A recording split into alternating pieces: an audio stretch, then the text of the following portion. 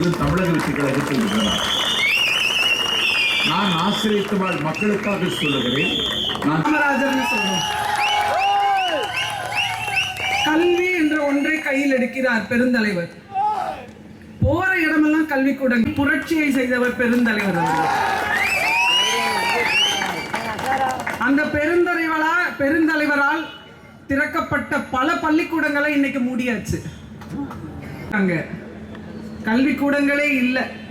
ஏழை குழந்தைகள் படிப்பதற்கான நல்ல வசதிகளான கல்விக்கூடங்கள் கிடையாது இவர்களுடைய இத்தனை ஆண்டு கால ஆட்சியில். வேண்டாம் இனிமேல் தமிழக வெற்றி கழகம், தமிழக வெற்றி கழகம், தமிழக வெற்றி கழகம்னு இந்த 1.5 கோடி பதிவு பண்ணவர்கள் மட்டுமல்ல, பதிவு பண்ணா அப்படியே அந்த தமிழகமே நிமிர்ந்து நிற்கக்கூடிய காலகட்டம்.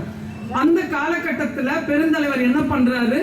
என்னுடைய முதல்வர் மக்களுடைய மத்தியில் ஒரே நம்பிக்கை நட்சத்திரம். பைபிள்ல ஒரு வசனம் இருக்கும், வருத்தப்பட்டு பாரம் சுமக்க பெரியாரை இருட்டடிப்பு செய்கிற இந்த நாளில் பெரியாரை கொச்சைப்படுத்துவதையே தொழிலாக கொண்டு கூலிக்கு குறைக்கிற ஒரு ஈனப்பெயர் சீமானை போன்ற சில்லறை பயல்கள் திட்டமிட்டு பெரியாரை அவமதிக்கிற காலத்தில் பெரியார் தான் என் கொள்கை தலைவர் என்று எங்கள் தலைவர் விஜய் சொன்னார் என்றால் அவருடைய இந்த கொள்கை வெறிக்கு வாதம் கூட ஈடாகாது. 10 பொருட்கள் வைத்திருந்தார்கள். 1 லட்சம் பேர் உட்கார்ந்தார். எல்லோரும் ஏதோ குடும்ப கட்டுப்பாடு செய்தவனை போல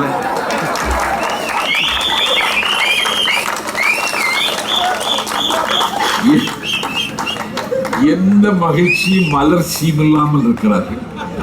இங்கே பார்க்கிறேன், என் இடது பக்கத்தில் தம்புமார்கள், என் வலது பக்கத்தில் தம்புமார்கள்.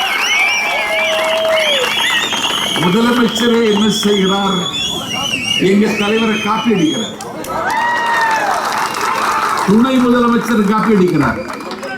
எங்க தலைவர் தான் செல்ஃபி எடுப்பார். உதயநிதி செல்ஃபி எடுத்து பார்க்கிறோம். அன்னைக்கு செல்ஃபி எடுக்காது, செல்ஃபி எடுக்க.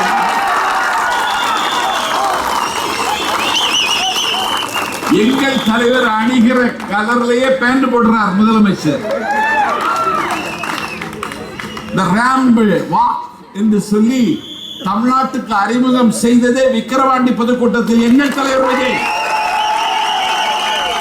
நான் கேட்கிறேன், எங்க தலைவர் மாதிரி நீ காப்பியே அடிக்கிற? யானை ஆட்டுதுன்னு கழுத ஆட்டலாமா? யானைக்கு இருக்குது ஆட்டுது,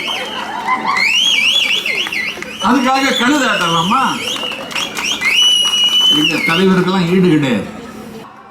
25 ஆண்டு காலம் நான் பெரிதும் நேசிக்கிற அனிதா ராதாகிருஷ்ணன் தொடர்ந்து அமைச்சர். நீங்கள் 4 நூற்றாண்டு காலம் ஒரு தொகுதியில் தொடர்ந்து வெற்றி பெற்ற அமைச்சராக இருக்கிறீர்கள். நீங்கள் ஆண்மை விருத்திக்கு மருந்து சாப்பிடுகிறீர்களே தவிர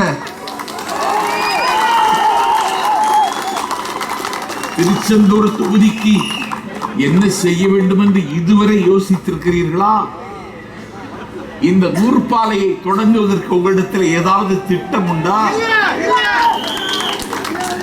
எத்தனை நாளைக்கு ஏமாற்றுவீர்கள்?